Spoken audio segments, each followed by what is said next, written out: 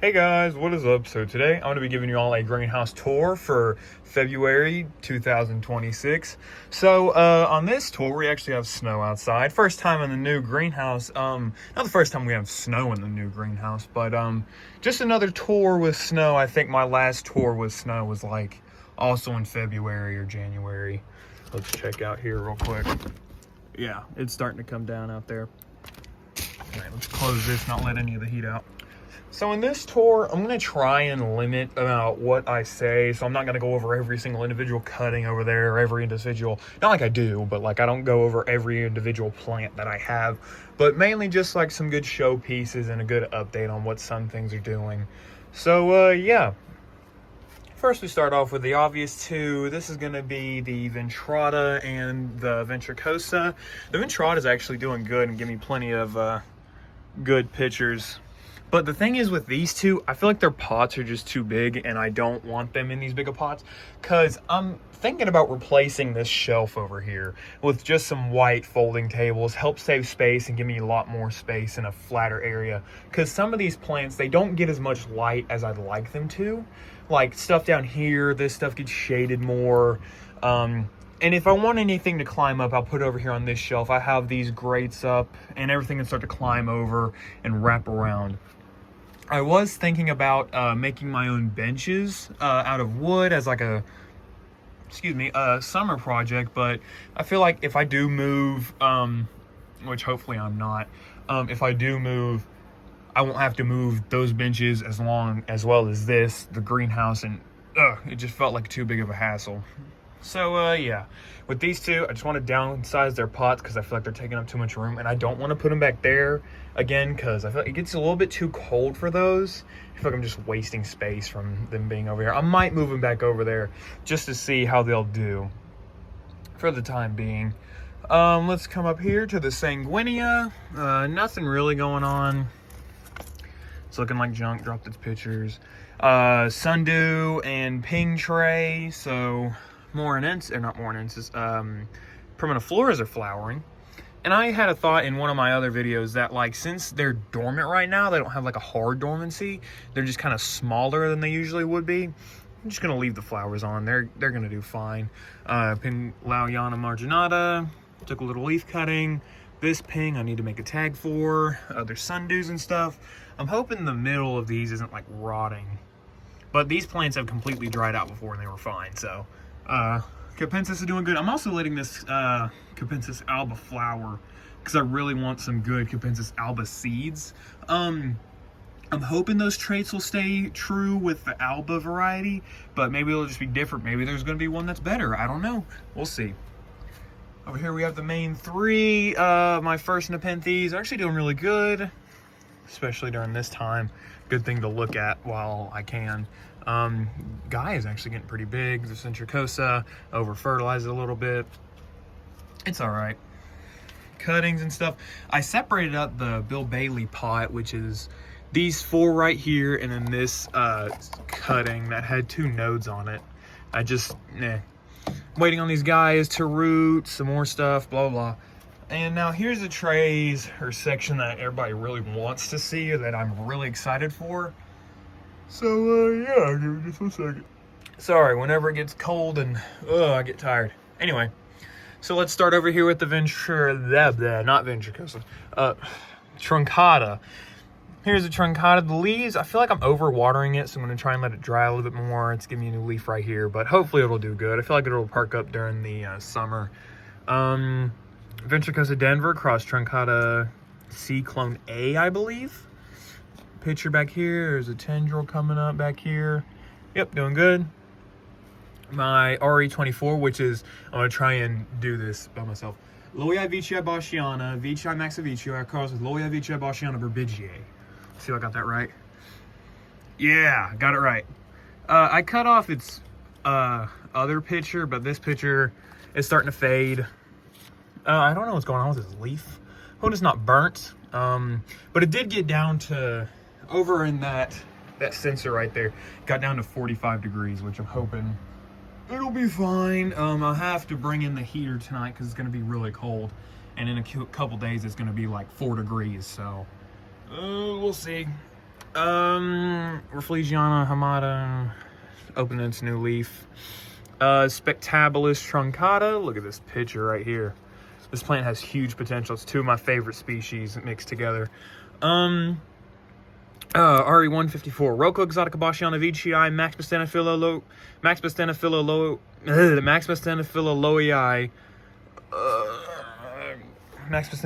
Rocco Vici, crossed with the Rocco Exotica Bachiana Vici Edwardsiana.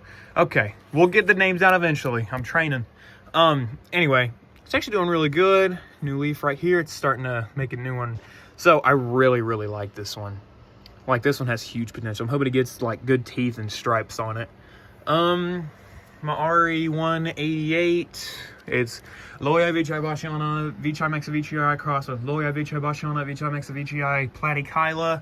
I cut off its other picture because it's taking up too much space, but I think it'll perk up during the summertime. I've been thinking about putting another light in here just so that these and maybe the Capensis will do a little bit better, but that's not top priority right now. It's fine. Truncata Rippled Leaves crossed with Vici Red Tiger. Give me a good picture right there. Let's give me another tendril right here and a good leaf jump. Nepenthes Northiana Vici Candy Dreams. Such a good like pop of color, especially during these times. I've been trying to fertilize them. First ever picture starting to fade. New tendril down there. I got rid of my main plant of Berbigiae Maximus Haligensis because, like, I don't know, just taking up too much space and I didn't want it to be. And this was the biggest cutting I have of it, so let's give me a new picture right here. Good to restart, and it'll do a lot better than when I first had it. Ampullaria ventricosa, pop this picture. This one's actually doing really good. I think it's because of it's getting a lot more light than it used to. So doing awesome. Then we have my RE96, which is Glandulifera Vici, crossed with Truncata Vici M. Oh yeah, look at that. I like whenever the pictures are freshly open and they got that like red on the outside, and it looks very, very nice. I put the lid up top so that it wouldn't like be all wonky. Let's give me a new leaf. I don't know what it is or what it's potted in is what I need to figure out, because like it's not planted in sphagnum. I might have to ask or like check just to repot it eventually. Here we have Brixiana. Look at this new picture on it. Awesome. These plants are actually doing really good, especially with the less light. Ventricosa Spatulata Loei EP gave me this picture. Finally doing something for me after the open event. Thank you, James, for this gift. Great gift. Here we have Miranda. I moved it down here to help save space. Nice pictures. Give me another one back there. And it's letting these other die off, but I think it's because it got a little bit too cool. Because Miranda likes it a little bit warmer, so it'll be fine. Here's my other Miranda. Look at this nice tendril back here. Like, that's about the same size as this one, and it's not even starting to like be see-through. And look at this nice big leaf on it. Another one right here. Doing great. Here's a Monstera. Yeah, I don't know what I'm gonna do with it. I'm gonna eventually repot it or like put it in a different space eventually. Back here, Peace Lily, nobody cares. Then we have, excuse me. Then we have, ooh, this place is good. Rafflesiana, nice little picture. Our pictures on them. It's finally starting to do good. I can't wait for summer whenever this one starts to perk up a lot better. I'm thinking about making my own little grow chamber or lowland chamber. Like back here, get like a little greenhouse for from like Lowe's or Amazon. Just like a little grow tent that I can just have, because Dom in his greenhouse, he has a little grow chamber or a greenhouse, literally this size of greenhouse that I have in his greenhouse, and that's where he grows his lowlanders. So just be good to have, and I'd like to see them perk up a little bit more. Alvamarginatas, some really good pictures actually. Edwardsiana Bicalcorata, doing really good. Give me a good picture back here. Doing awesome. Mirabilis or Ventricosa crossed with Ampullaria Black Miracle. Give me this picture or tendril. I just need to stop breaking the tendrils on them and it'll be fine. First ever Rafflesiana cutting. It's doing really good. I gave it a humidity dome because these are really, a lot of people like these. Here's a Spectabilis mirror cutting. I accidentally cut it too high up, and there's only the growth point and an extra leaf on it, so we'll see. It'll be fine. Little bits of sphagnum moss. I'm trying to figure out a way to help get them to be better, because I want everything to be covered in moss. And with the tables, I'm gonna get just plain picnic white tables, and then cover them in like a layer of either capillary matting or something to just help them wick water and keep it up. Because I like the trays. They're okay, but they're not very space efficient. So I don't know, I'll have to check it and see what happens with them. Because I feel like if I had the better size, like width, everything could fit on there. Everything could fit on them if I had just a little bit more width to it, and I could easily stack them up like highest to lowest, front to back, instead of having to do all this like up and down. Okay, here's this extra pothos that I got from my neighbor. Another pothos. All right, let's get back over here to the big stuff. Here we have the Gaia. Let's just look at the basils real quick. Doing good. I'm thinking about just letting the basils take over. Like, I couldn't care. I'm hoping the wind's not an issue. I'm just starting to not care. Like, especially with this one right here. I'm just gonna let it do its thing. Here we have Spectabilis mira. This plant, the basil shoot is actually doing really good on it. Like, there's a new picture right here. New leaf right here. Like, this is a huge leaf, especially for this plant. Like, look at the main vine. I accidentally broke this leaf, but it's all right. I was looking for thrips because I saw a thrip on this plant and I've like doused it. Still holding some really good pictures on it. Really love it. And also look at this like huge picture on it. Like, that thing is ginormous. I'm hoping it'll wait until like summer or spring and still work on it, because this is another one that I want to give more light just to see that picture like start to grow and do a lot better. Bill Bailey. Excuse me. Bill Bailey's doing good. Just the basils are starting to come up. I'm thinking about cutting down the basil shoot like right here, make more cuttings of it, but it's also like not doing too good on some places. It's all right. Here we have Red Leopard. This is whatever I was talking about whenever I came over here and I wanted everything to be like climbing on the grates and stuff like that, because like look at what the Red Leopard is doing. If this dang Gaia picture would get out of the way. Like, it's doing great. Oh my gosh, my voice is cracking. But see, there's plenty of tendrils and other stuff coming through. Like, there's this one right here that's wrapping around. Here we have Gaia. I don't know why. This is a fresh picture. Why is it fading? I'm hoping it's not getting too cold in here. It'll be all right. I'm gonna have the heater in here anyway. Here we have Red Leopard again, working on its basil. And then we have all the garbage fly traps and stuff. So if you want a spoiler for this year, here's some of the new ones that I got. This is Kew Gardens, which is another really dark one, and it's pushing out a flower. Uh-oh, I probably shouldn't have moved them in here for too long, but it'll be fine. I'll throw them back outside eventually. Kew Gardens Lunchbox, which I got from Botanical Chaos, thank you. Who else? And then Black Widow, and I think that's it. I'm pretty sure.